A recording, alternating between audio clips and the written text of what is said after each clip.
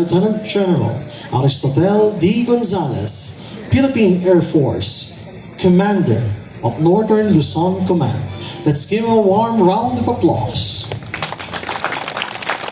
Isang mapagpalang gabi po sa ating lahat, and congratulations to those who completed the march. And sirs and ma'ams, with that, please allow me to first greet Assistant Secretary Domingo Carbonell Jr., Deputy Administrator for Operations, Philippine Veterans Affairs Office. Tactical Officer po namin si Sir nung kami po ay kadete. Assistant Secretary Restituto L. Aguilar, Deputy Administrator for Administration, Philippine Veterans Affairs Officer.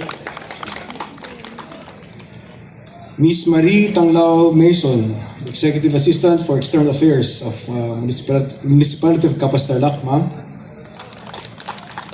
Major General Romeo D. Alamilio, Armed Forces of the Philippines, retired President and CEO of Veterans Federation of the Philippines, dati pong Vice Commander ng Philippine Air Force. At kapitbahay ko po sa Fernando Air Base ng araw. Mr. Eulogio V. Catabran III, President, Philippine Veterans Bank. Sir. Mr. Miguel Angelo Villarreal of the Philippine Veterans Bank. Sir. Let me also greet yung staff po na kasama ko, si Colonel Maribel Malangbao, our U9, and Colonel Demetrio Obispo Jr., our U7. To the participants and support staff of the Freedom March, and let me also greet the staff of Philippine Veterans Bank. Ladies and gentlemen, good evening. The Chief of Staff, Armed Forces of the Philippines, General Romeo S. Brawner Jr., Philippine Army, sends his sincerest apologies for not being able to join us in today's ceremony due to an equally important commitment that requires his presence. Nevertheless, he has tasked me with the privilege of representing him today and delivering his message on his behalf.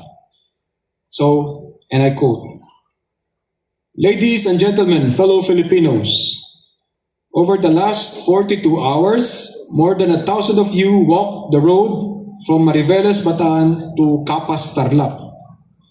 You walked under the heat, you walked through fatigue, you walked step after step, carrying not only your packs, but the memory of those who walked the same ground 84 years ago under far harsher conditions.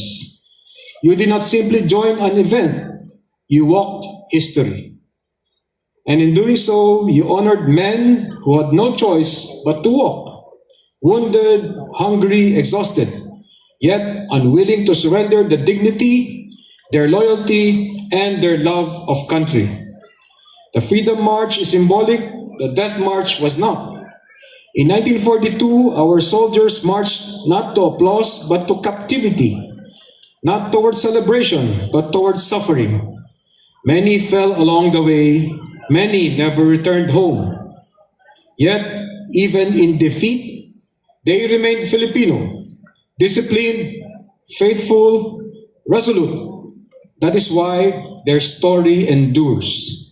Every kilometer from Bataan to Capas carries the weight of sacrifice. This whole path is sacred to our nation. Not because of tragedy alone, but because of the character revealed here. Bataan was not only a test of endurance, it was a test of identity.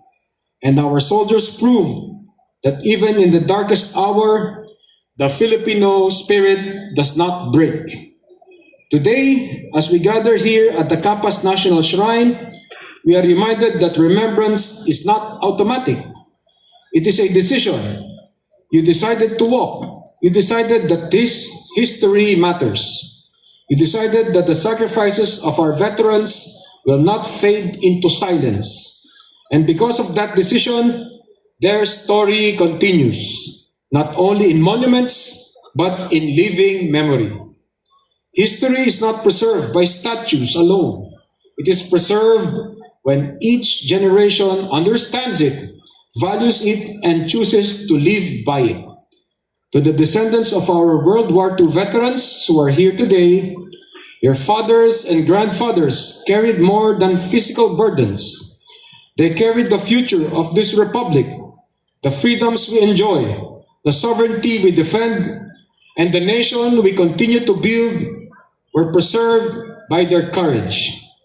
To our soldiers and reservists, the uniform you wear today is directly linked to the spirit of Bataan. Our missions may have evolved, our operational environment may be different, but the standard remains unchanged. Loyalty to the Constitution, protection of our people, and unwavering commitment to the Republic. To our partners in government, business leaders, educators, and members of civil society, national resilience is not the task of the armed forces alone. Sovereignty is secured not only by weapons, but by unity, discipline, integrity, and shared responsibility. Every generation faces its own tests.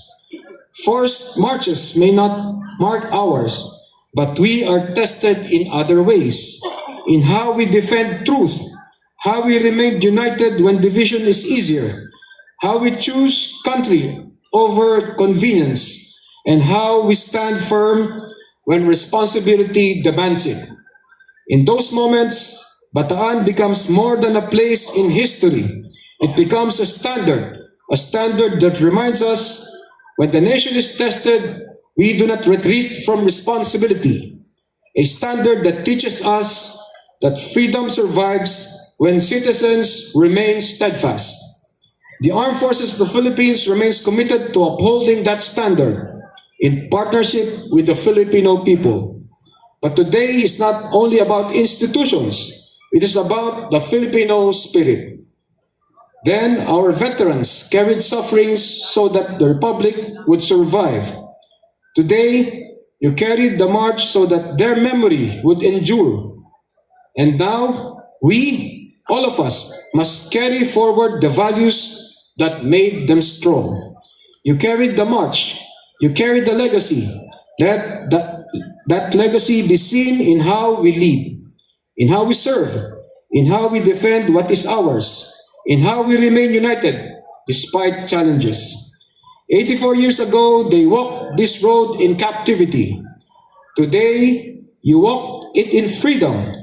Let us prove ourselves worthy of both.